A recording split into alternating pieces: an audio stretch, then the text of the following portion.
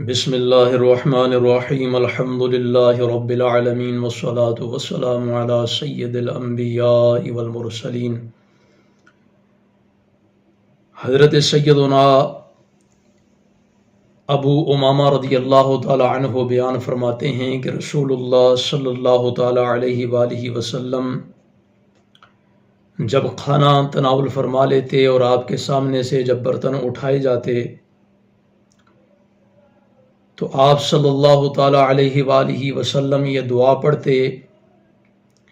الحمد للہ کثیرا طیبا مبارکا فی غیر مکفی ولا مودع ولا مستغنى عنہ ربنا۔ ترجمہ اس کا یہ ہے کہ تمام تر تعریفیں اللہ رب العزت کے لیے جو بہت زیادہ پاکیزہ اور بہت بڑی برکت والا ہے۔ ہم اس کھانے کا حق پوری طرح ادا نہ کر سکے اور نہ ہی ہم سے یہ ہمیشہ کے لیے رخصت کیا جائے اور نہ ہی ہمیں اس سے بے نیاز کیا جائے۔ اے اللہ تو ہماری دعا کو قبول فرما۔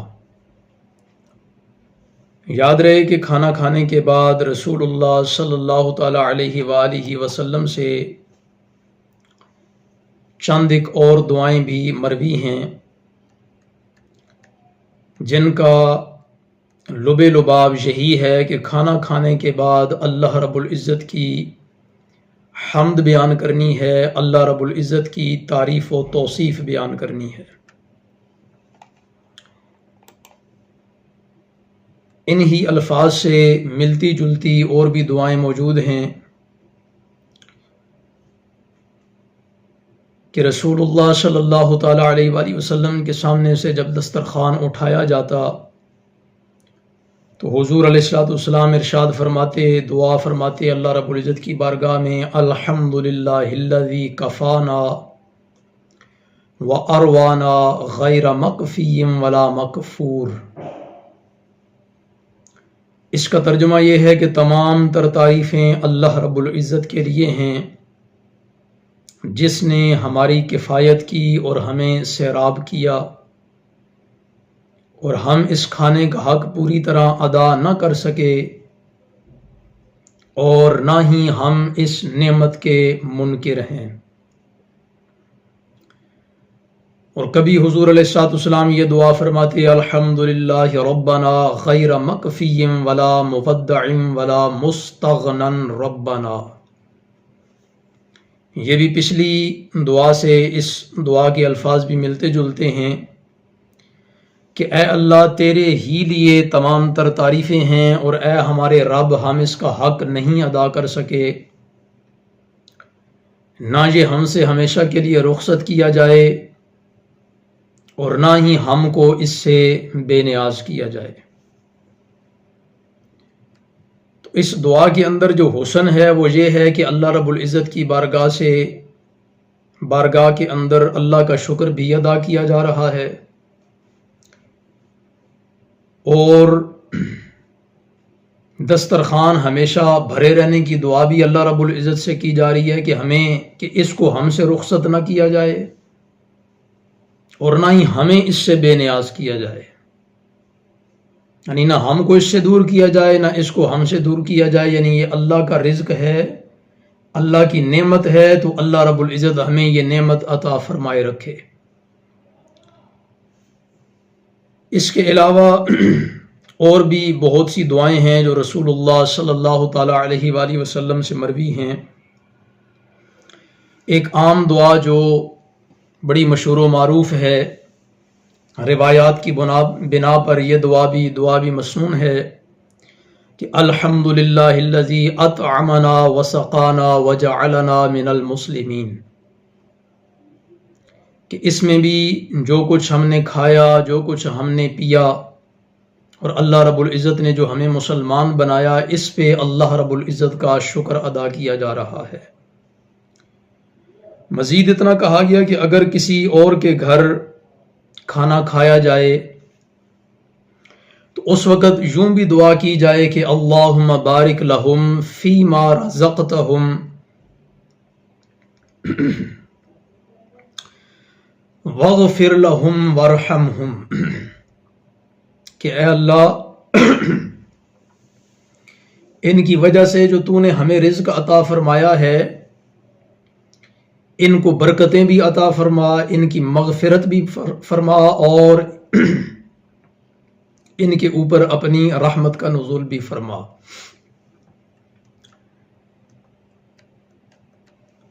اس کے علاوہ ایک اور حدیث پاک مسند احمد کی کہ جس میں یہ دعا نقل کی گئی، الحمدللہ الذی اطعمنی ھذا الطعام ورزقنیہ من غیر حول منی ولا قوہ، کہ تمام تر تعریفیں اس اللہ کے لیے ہیں جس نے مجھے یہ کھانا کھلایا، یہ رزق عطا فرمایا، اور اس کی مدد کے بغیر کسی آفت سے نہ بچنے کی طاقت ہے، اور نہ ہی اس کی مدد کے بغیر کوئی اچھا کام کرنے کی قوت ہے۔ یعنی اگر آفتوں سے بچنا ہے تو بھی اس کی مدد کے ساتھ، اگر کوئی اچھا کام کرنا ہے تو بھی اس کی مدد کے ساتھ۔ اسی طرح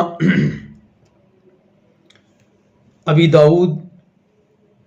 کے اندر، سنن ابی داؤد کے اندر حدیث پاک میں یہ دعا بھی نقل کی گئی کہ رسول اللہ صلی اللہ تعالی علیہ وآلہ وسلم جب کچھ کھاتے یا پیتے تو یہ دعا پڑھتے، الحمدللہ الذی اطعم وسقا وسوغہ وجعل لہ مخرجا، کہ تمام تر تعریفیں اس اللہ کے لیے کہ جس نے کھلایا اور پلایا، پھر اسے خوشگوار کیا اور اس کے نکلنے کا رستہ بنایا۔ یعنی اس بات میں اس پر بھی اللہ رب العزت کا شکر ادا کیا جا رہا ہے کہ اللہ نے پہلے کھلایا بھی، پلایا بھی، پھر اس کے نکلنے کا رستہ بھی بنایا، نظام انہضام کے ذریعے اور بول و براز کے ذریعے اس کے نکلنے کا رستہ بھی اللہ رب العزت نے بنا دیا، اور اس پہ بھی حضور علیہ الصلوۃ والسلام اللہ کا شکر ادا کر رہے ہیں۔ وہ ایک کہانی اکثر ہم سنتے ہیں اور بچپن سے سنتے آ رہے ہیں کہ کسی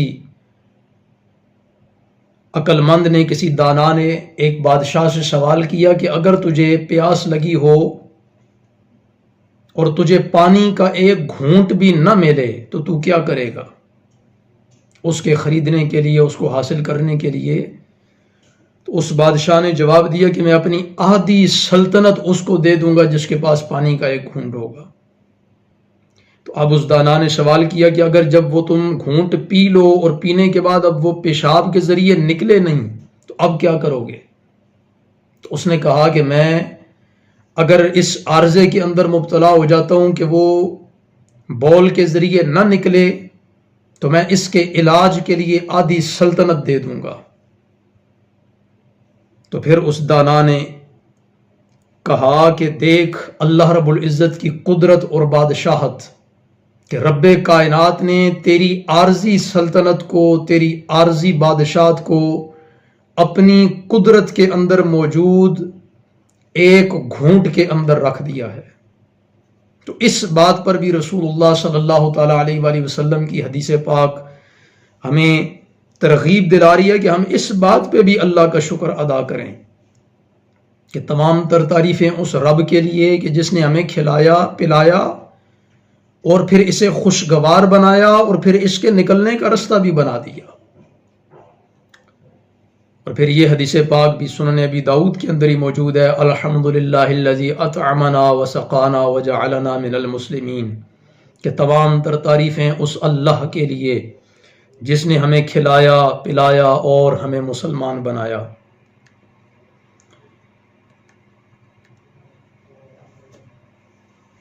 تو اس سے پہلے جو آج ہم نے حدیث پاک پڑھی کہ جس کا ترجمہ یہ ہے کہ تمام تر تعریفیں اللہ رب العزت کے لیے ہیں، کہ جس نے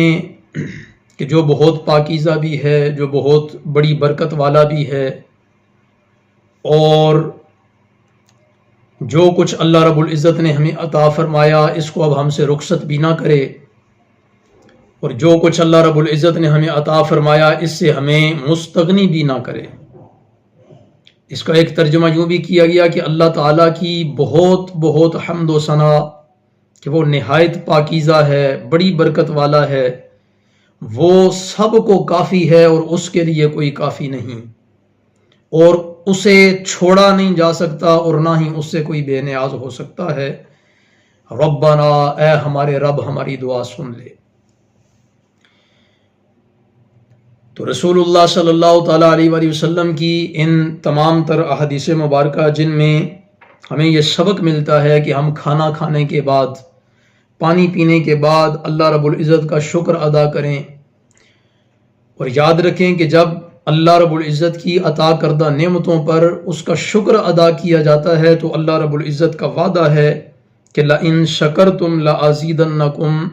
کہ تم شکر ادا کرو میں تمہیں اور زیادہ عطا فرماؤں گا۔ اور پھر ایک اور بڑی خوبصورت حدیث پاک کہ رسول اللہ صلی اللہ تعالیٰ علیہ وآلہ وسلم نے ارشاد فرمایا کہ جو بندہ کھائے اور اللہ کا شکر ادا کرے، جو بندہ پیے اور اللہ کا شکر ادا کرے تو رب ایسے بندے سے راضی ہو جاتا ہے۔ اللہ اپنے بندے سے، ایسے بندے سے راضی ہو جاتا ہے جو کھائے تو اللہ کا شکر ادا کرے، جو پیے تو اللہ کا شکر ادا کرے، یعنی کھائے تو تب بھی الحمدللہ کہے، پیے تو تب بھی الحمدللہ کہے، تو اس سے رب بھی راضی ہو جاتا ہے۔ تو دعا ہے کہ اللہ رب العزت ہمیں کھانے پینے کے ساتھ ساتھ اللہ رب العزت اپنا شکر ادا کرنے کی بھی توفیق عطا فرمائے۔ اس کے دو بڑے فائدے ہوں گے، ایک تو یہ کہ ہمارے دسترخوان وسیع ہو جائیں گے، کیونکہ جب اللہ کا شکر ادا کریں گے اللہ اور زیادہ عطا فرمائے گا، اور دوسرا سب سے بڑا فائدہ کہ جو امت مسلمہ کا سب سے عام فریضہ بھی ہے کہ رب کو راضی کرنا ہے، اور حدیث مبارکہ میں بتا دیا گیا کہ جو کھائے اللہ کا شکر ادا کرے، جو پیے تو اللہ کا شکر ادا کرے، رب اپنے ایسے بندے سے راضی ہو جاتا ہے۔ تو اللہ رب العزت ہمیں شکر ادا کرنے کی توفیق عطا فرمائے، کیونکہ اس سے رب راضی ہوتا ہے، اس سے شکر سے اللہ رب العزت نعمتیں پھر اور مزید بڑھا دیتا ہے۔ تو رب کائنات ہمیں کھانے پینے کے بعد اپنا شکر ادا کرنے کی توفیق عطا فرمائے۔ اور یاد رکھیں کہ یہ دو دعائیں، بہت سارے الفاظ ایسے ہیں کہ جو زبانی یاد نہیں ہوتے حدیث مبارکہ کے، تو آپ اردو کے اندر بھی مانگ سکتے ہیں، آپ پنجابی کے اندر بھی یہ دعائیں مانگ سکتے ہیں۔ اللہ رب العزت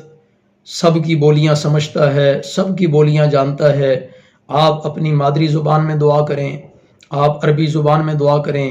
آپ اردو زبان میں دعا کریں، ہاں خیر و برکت ہوگی،